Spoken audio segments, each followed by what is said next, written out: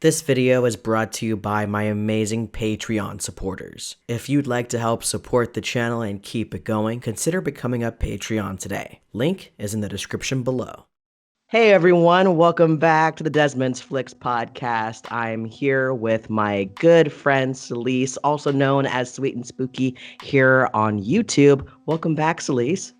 Thank you for having me. I'm so happy to be here. Can you let everyone know about what Sweet and Spooky is all about and where they can find you on social media? Well, basically, I just do horror reviews, top 10 lists. I talk about spooky bad bitches.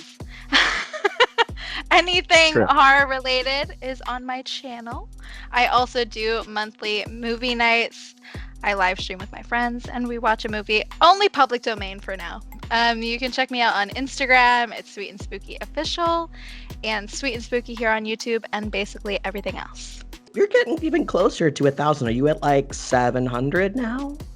I'm almost at 900 now. Oh my god! Okay, so close, folks.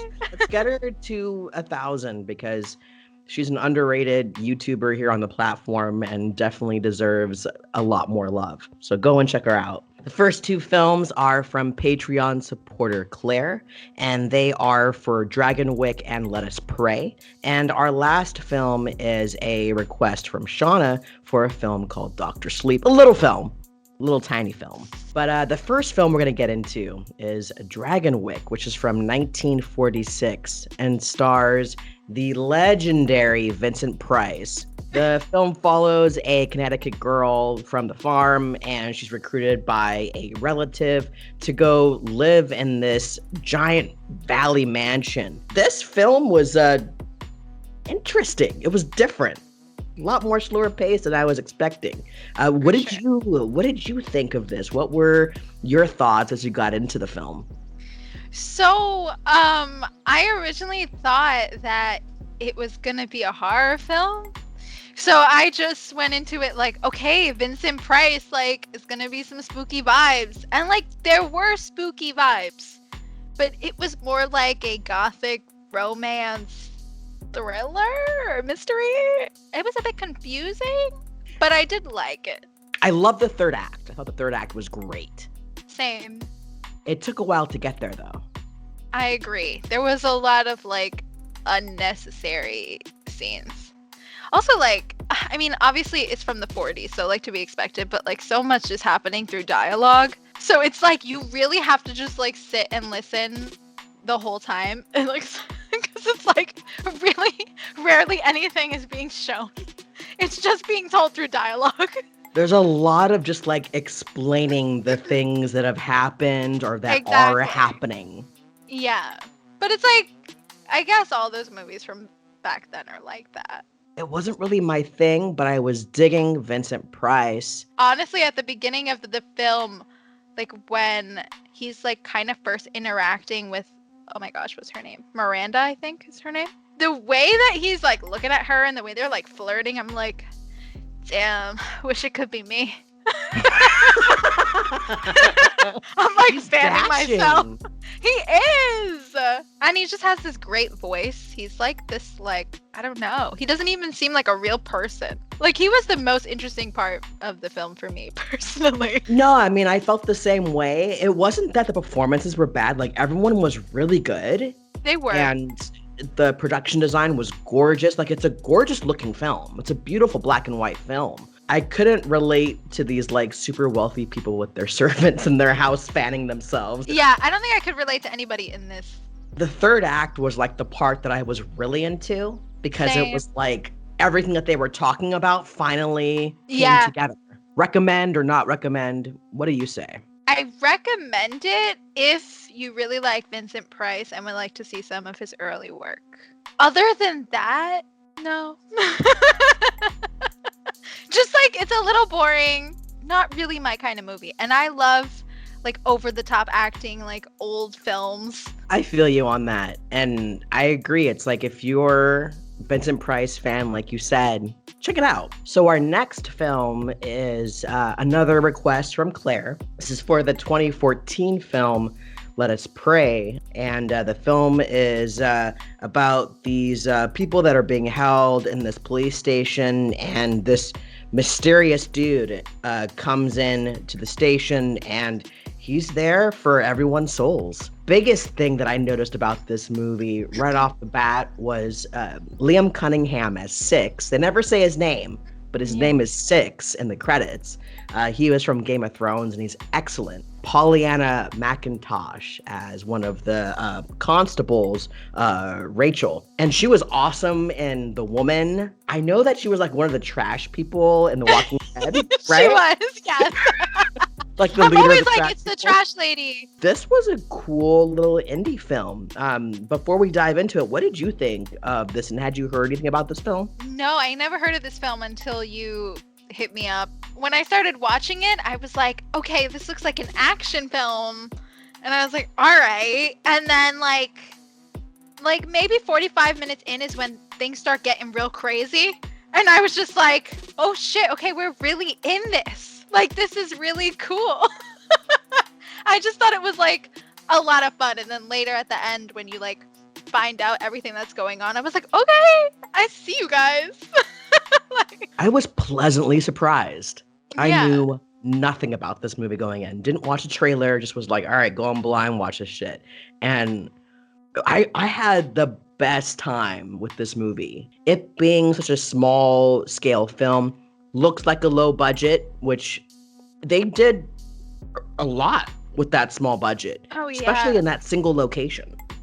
Yeah, and I mean, it looked really good too. Like, Yeah. and a lot of the kills were like really cool. I was like, okay. I was like, I see you guys. There was some good gore. It was really There well was. done. Yeah. I think we're just gonna spoil, right? Oh yeah. Okay. I think that the way that they killed that like doctor guy. Oh, Do you remember that guy? That was yeah. awesome. Like right in the eye. I was like, okay. We get some eye trauma. We get some head trauma. Yeah. I was like, all right. There's like a kid with his brain exposed. Oh yeah, that was wild. That and the oh my gosh, I forget the character's name. I guess it was like the main, like the sergeant. Oh, guy Sergeant that was- McCready. Yeah. Oh my god, he was so wild. Why He's did he creepy come as through? fuck. Why did he come through with like barbed wire? Oh my god, wait. The scene where he comes through and he just like he smashes the door open and he's like, "Which one of you fuckers called me old?" I was like, we're in this. This is my favorite moment. Same. He was, I mean, everyone in this film was really good. Like, great performances all around, but especially like, yeah, McCready, Douglas Russell was his name. He was fucking creepy as fuck. We find out about him like being the serial killer who's like picking up dudes and killing them and putting them in the like in his like fucking That's crazy. refrigerator like Jeffrey Dahmer. Yeah, that was insane. Then we have that kid named Caesar who like hit a girl on the way into town and then hits the other dude. Yeah. That character frustrated me. Like, you could have just said what you did. Like, you could have, the girl could have been alive. Like, you get what you deserve, boo. Like, you go in hell. Like, Something funny that I noticed, like, you know, his teacher that was locked up, he was like the guy that like beat up his wife. You can't even spell your name correctly. When you look at him writing his name into the fucking floor, he's writing Caesar wrong. So it's like, yeah. I didn't even catch that. Oh my gosh. Yeah, he goes CEA.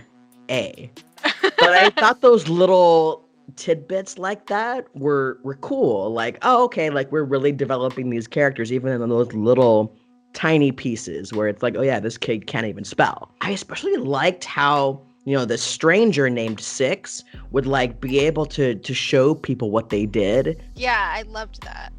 At first with that, like the way he was showing, what was Pollyanna's character? Rachel Heggie. Yeah, when he was showing her like stuff from her past. I was like, wait, why is he showing her all this like awful stuff? Because it's so traumatic and awful. And I'm like, wait, what did she do wrong? I was like, she didn't do anything wrong. And then I was like, okay. And then at the end, I was like, okay, good. That was like fucking cool. Like when we see that he's like been around in her life since that moment. Yeah. When she escaped. Cool. I'm going to skip to the ending really quick because I really want to talk about it. It was good. It was great. It was like, so, you know, fucking Sergeant McCready comes in. He shoots Officer Dude who's like banging the other female police officer. Oh my God, I hated them. Yeah. Oh, they were so gross. I hated both of them. So he shoots him. I was really hoping for him to shoot someone in the face so he could get like some head trauma. Like get like a nice head explosion. Yeah. I was like, come on, shoot his head. Yeah. You know, he takes everyone out and, you know, Six walks out and like basically asks Heggy like, hey, do you want to join me? And, you know, fucking rain epic retribution on these motherfuckers. And she's like, fuck yeah, I do. I was like, yes. I was watching this with Melissa and I was like, this is a spooky bad bitch moment. Like, I just loved it. If it had an even bigger budget, I feel like it would have been like a classic for me. Because it's like, it's almost there of being like one of those films that I'd want to rewatch over and over again. It's just the budget isn't quite there, but I see what they were going for. Yeah, I can agree with that 100%. That's basically what I was thinking last night. At the end of the film, Creedy's like shooting everyone with a shotgun. He like takes everyone out at this point. Pollyanna McIntosh's character like throws the gas at him and he shoots it. Oh, yes. The CGI fire on him, I couldn't help but laugh. I was like, oh my God. It was really bad. That's one thing I can't do is the bad CGI shit. At least he got like some good head trauma with his face getting caved in like that. I was like, all right. Solid. So in terms of final thoughts and if you recommend this or not, what do you say about it? I definitely would recommend this film. I think it's like action-packed, but also really creepy. I love the ending. I don't know. I think it was a lot of fun. I think the characters are all interesting. I like that it's definitely like a more intimate set and it's like they're all in one location and all these people are together. I don't know. It's a bit more intimate and I kind of like that. So I would definitely recommend this to my audience. Yeah, I mean, I think I'm right there with you. Like, I really dug the practical effects. CGI, not so much. Yeah, for me, it's going to be a recommend. Fantastic practical effects, good gore, good kills. Yeah, action horror and limited budget kind of holds it back. But otherwise, it's a fun single location horror film. We're going to move on to our next film, which is requested by Shauna.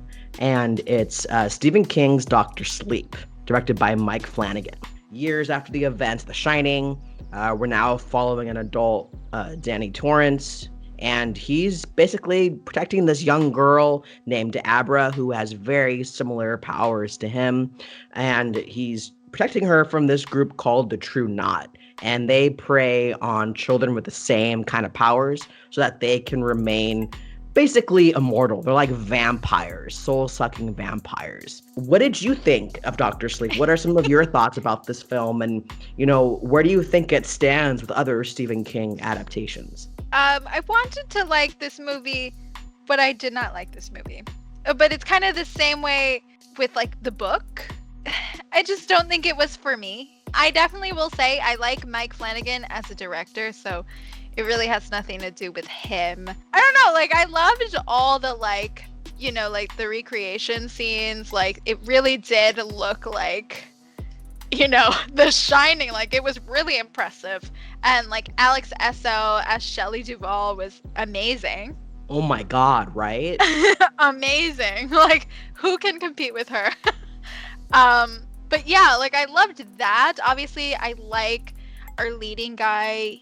I can never say his name. McGregor. Yeah, I like him a lot. I just really don't like the True Knot like clan. I can't. Like the Rosie the Hat character is just like a little too cheesy for my liking. I know. I'm sorry. And I love Stephen King. I love him so much, but like this for me, I just didn't like it. I feel like it kind of turned into like low-key a superhero-ish kind of movie. And I was like, no. I was like, no. I can see that though. I can see that. And I've heard that before from other folks. Like people are kind of divided about this film. Like you either like it or you don't. It has nothing to do with performances or anything. Everybody was great. Ultimately, like the outcome, I was like, okay, cool. Personally, I felt like it wasn't necessary. Really, I don't even think it was necessary as a novel either. I've heard that from other people who read the book too, where they're like, didn't really add anything. I love Stephen King, but I think he was just in a moment where he was like, I gotta make money. I really hate to talk shit on this movie also because, like, I'm a big Stephen King fan since I was, like, a little girl, and that, like, really got me into horror movies. But I just can't. I can't do it with this. I can't. But what did you like? Still love this movie. I love Rebecca Ferguson as Rose the Hat. I happen to really like the True Knot story. I think it's like fascinating. Ewan McGregor, great. I felt for his character. I legit get choked up watching this movie. I've heard a lot of people say that though. I loved Kylie Curran as Abra Stone. Oh, I loved her. She was really great. Also, I will say I love that character as well. Yeah, it was like she's such like a badass. Like when Rose the Hat like invades her dream, and she's trying to go into her files, and she gets like her hand like kind of ripped off, like degloving. Like I love that whole scene, and Abra's performance during that, where you can't really see part of her face. Like I just love those things. And also to your point, the recreation of Stanley Kubrick's film, holy shit, it's amazing. It was so spot on. It was like incredible. Like some of it I was like, how did he even do this? And honestly, I will say to Mike Flanagan's credit that I feel like only he could have done that. Would you recommend this film? Sounds like you probably don't, but would you recommend it? And what are like your final thoughts about Dr. Sleep? I'm gonna say I do recommend this film, and I'm gonna say because I love Stephen King, and I think not everybody's gonna be like me where they're turned off by fantasy. So I would definitely recommend it, especially for the recreation scenes. And I think maybe it'll be interesting to watch The Shining and then watch Dr. Sleep right after. I think it would be a cool double feature. So I would recommend it. I myself don't plan on watching it again. I think one time was enough for me. Obviously, I'd recommend this film. But I'm also like a fantasy horror lover. I eat that shit up. The family element, and like I'm a big fan of both Ewan McGregor and Rebecca Ferguson. I thought they were fantastic. The effects were really well done. Like all like the production value was fantastic. But with that said, that's our 3 Patreon requested reviews for this month. Thank you again, Celise, for being here. This was so much fun. Of course. Thank you for having me. I always have a fun time with you. And thank you all for joining us on another episode. Be sure to leave a like and don't forget to comment. And see you guys on the next video.